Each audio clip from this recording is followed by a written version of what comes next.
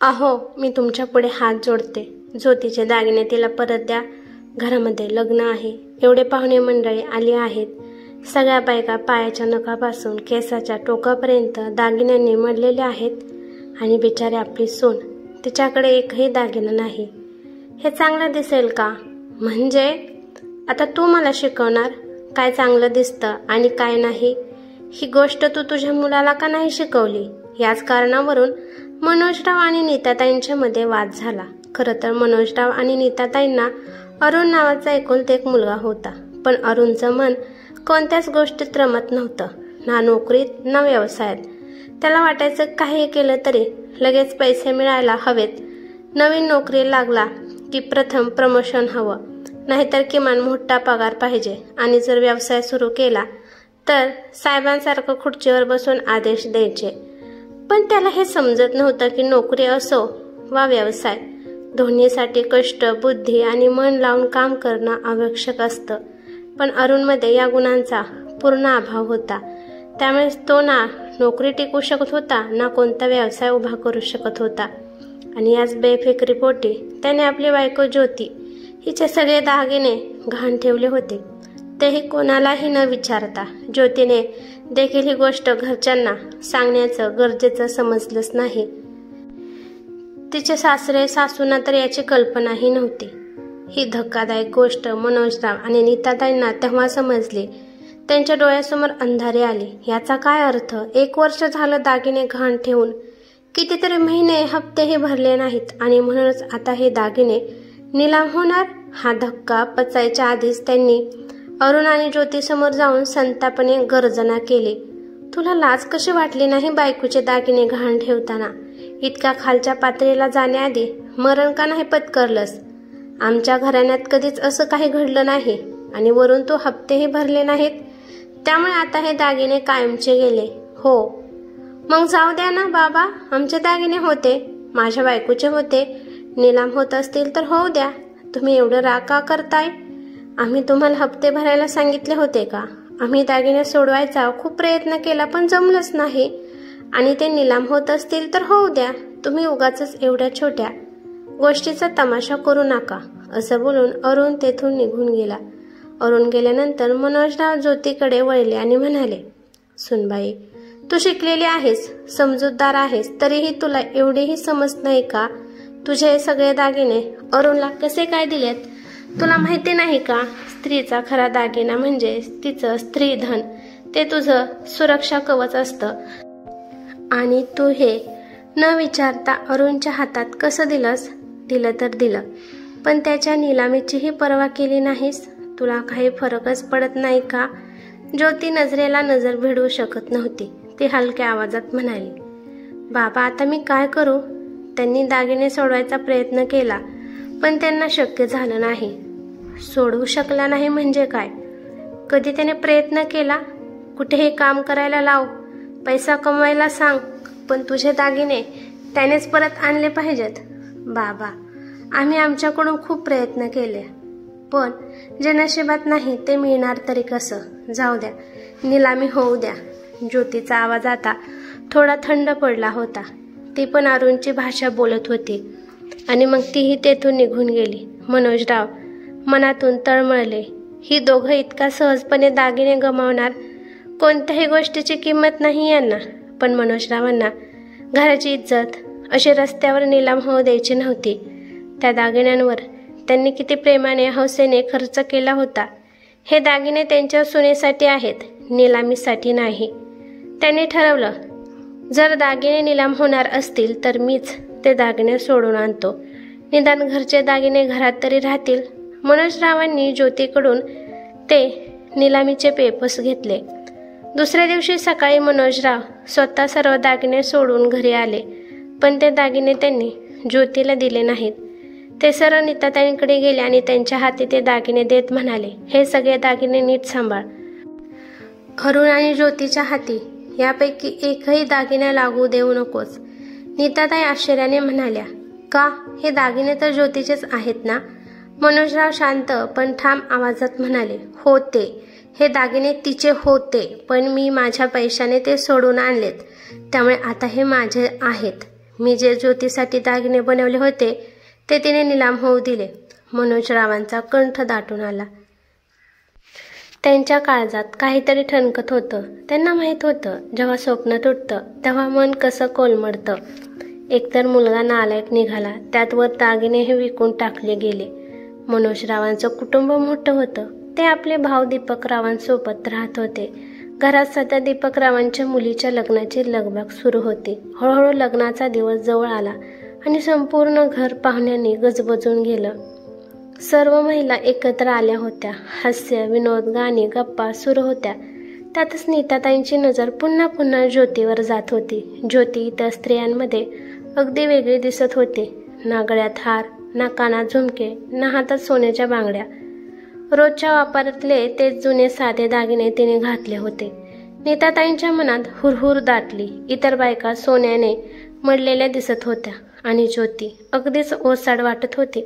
कोणीही ओळखू शकत नव्हतं की ज्योतीच्या दागिन्यांची निलामी झाली आहे. सर्वांना असंच वाटत होतं की उन्हामुळे ते दागिने घालत नाही, पण बायकाच असतात.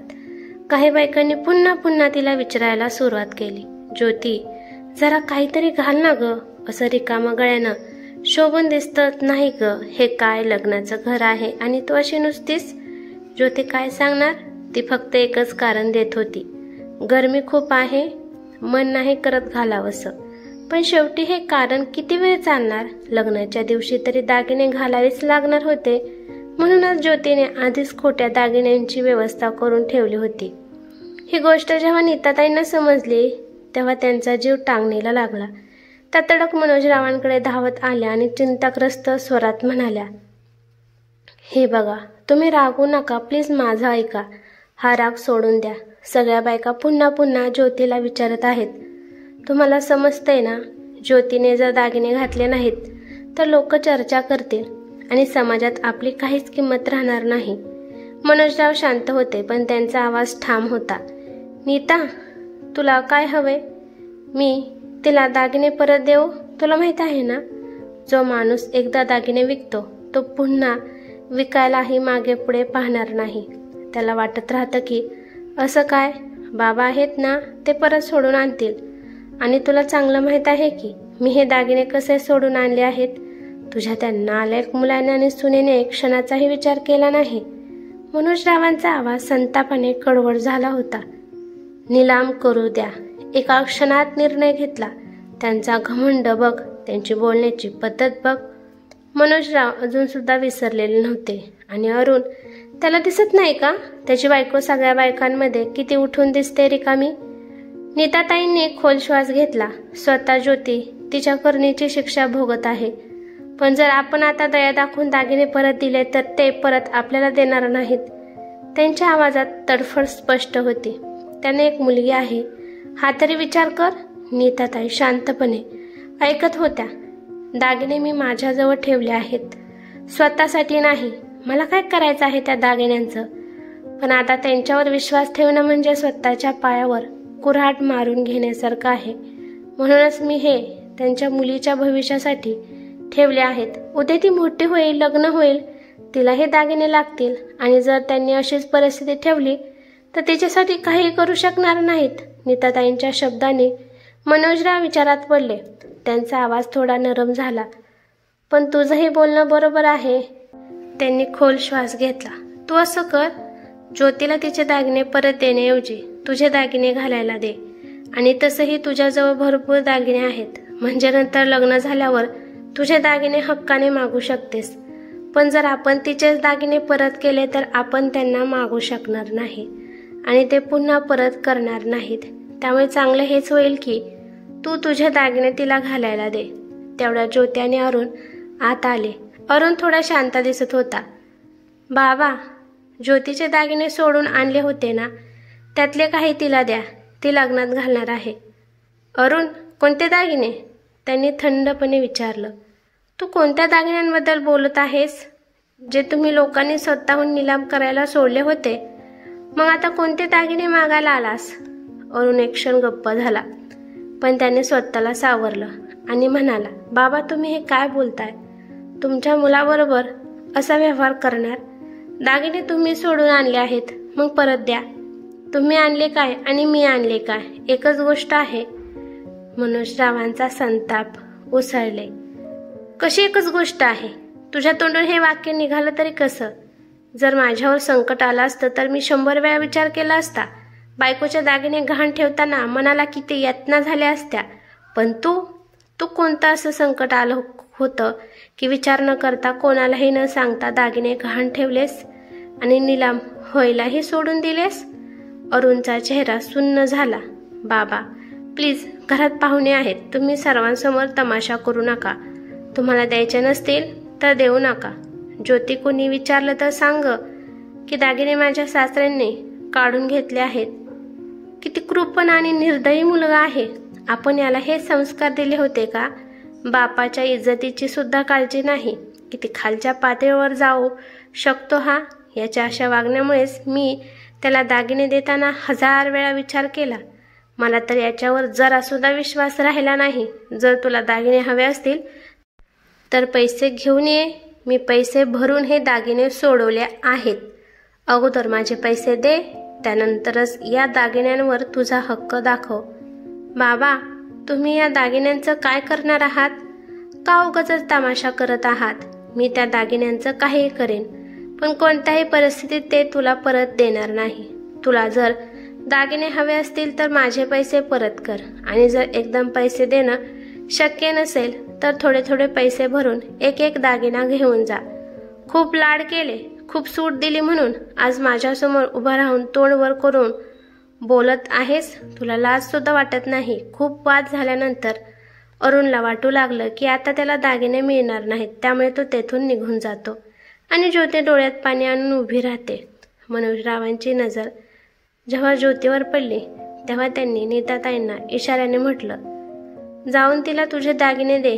थोड्याच वेळात नीताताई दागिने घेऊन आल्या.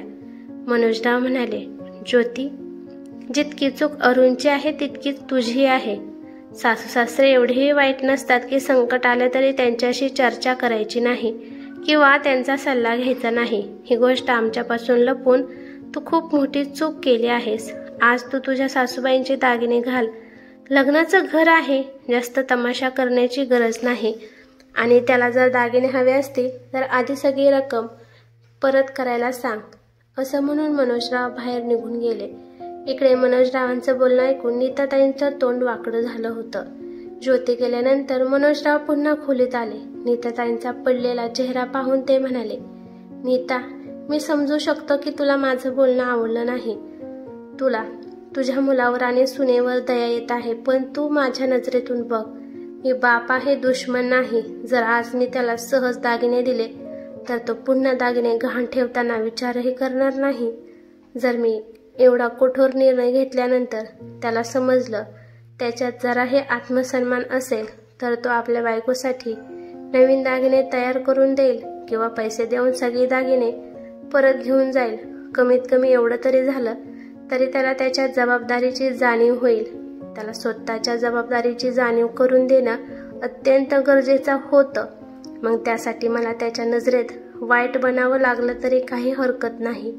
शेवटी मी त्याचा बाप आहे. त्याच्या भल्याचा विचार माझ्याशिवाय दुसरं कोण करू शकतं?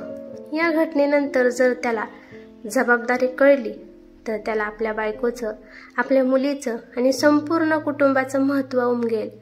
तो त्यांच्या गरजा पूर्ण करू लागेल. 2 पैसे स्वतःजवळ साठवू लागेल. त्या दिवशी मला खरंच वाटेल की माझा मुलगा परत मिळाला.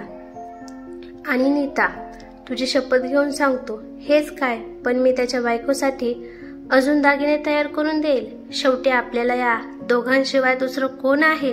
पण सध्या तरी मी घेतलेला हा निर्णय अगदी बरोबर आहे. नीताताईंनीही विचार केला की त्यांच्या नवऱ्याचं बोलणं खरंच योग्य होतं. कधी कधी पालकांना आपल्या मुलांवर कठोर व्हावं लागतं. त्यांना त्यांच्या जबाबदारीची जाणीव करून द्यावी लागते. दुसरीकडे ज्योती अरुणवर खूप चिडली होती. ती त्याला खऱ्या खोट्याचा जाब विचारत होती. अरुण, तुमची एवढीही लायकी नाही का की तुम्ही तुमच्या बायकोचे साधे खर्चही उचलू शकत नाही? जर असं चालणार असेल तर मला सोडून द्या. मला असं आयुष्य जगायचं नाही. एवढा अपमान सहन करून मी कधीच जगू शकत नाही. तुम्ही बघत नाही का मी कसं राहते या घरात? इथे किती बायका आल्या आहेत. त्यांच्याकडे बघा आणि माझ्याकडे बघा. तुम्हाला जराही जाणीव होत नाही का की माझ्या मनात काय चाललं असेल? बायकोच्या या शब्दांनी आणि आईवडिलांनी केलेल्या तिरस्कारामुळे अरुणला फार वाईट वाटलं. शेवटी तो घर सोडून निघून गेला.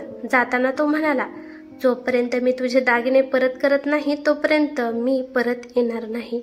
अचानक त्याला एका मोठ्या कंपनीत इंटरव्ह्यूसाठी पुण्याला जावं लागलं. तो लग्नाच्या तयारीत असतानाच घर सोडून पुण्याला रवाना झाला. नीताताईंना मुलगा निघून गेल्याचं खूप दुःख झालं, पण मनोजराव मात्र दिवस रात्र देवासमोर प्रार्थना करत होते. देवा, माझ्या मुलाला योग्य मार्ग दाखव. जवळपास 1 वर्ष अरुण फक्त ज्योतिषीच बोलत होता. त्याचा आवाज ऐकण्यासाठी मनोजराव आणि नीताताई व्याकुळ झाले होते, पण त्यांच्या मनात समाधानही होतं की त्यांचा मुलगा आता योग्य मार्गावर चालत आहे. 1 वर्ष उलटून गेलं. अरुण आता एक प्रतिष्ठित कंपनीत स्थिर झाला होता. त्याने कठोर मेहनतीनं स्वतःचं आयुष्य उभं केलं. पुण्यात राहून त्याने कर्ज फेडण्यासाठी पुरेसे पैसे साठवले होते. एक दिवस अचानक अरुण घरी परत आला. त्याच्या हातातल्या एका छोट्या बॉक्समध्ये काहीतरी होतं. घरात पाऊल टाकताच ज्योतीच्या डोळ्यातून अश्रू वाहू लागले आणि नीताताई दोघंही आश्चर्यचकित झाले. बाबा, बाबा, मी आलो. अरुणच्या आवाजात अभिमान आणि पश्चाताप दोन्ही होते. मनोजरावांनी त्याच्याकडे पाहिलं. काय रे, एवढ्या वर्षांनी आठवण आली? अरुण त्यांच्या पायाशी बसला आणि त्या बॉक्समधून चमचमता एक छोटा हार बाहेर काढला. बाबा, हा हार मी ज्योतीसाठी बनवला आहे.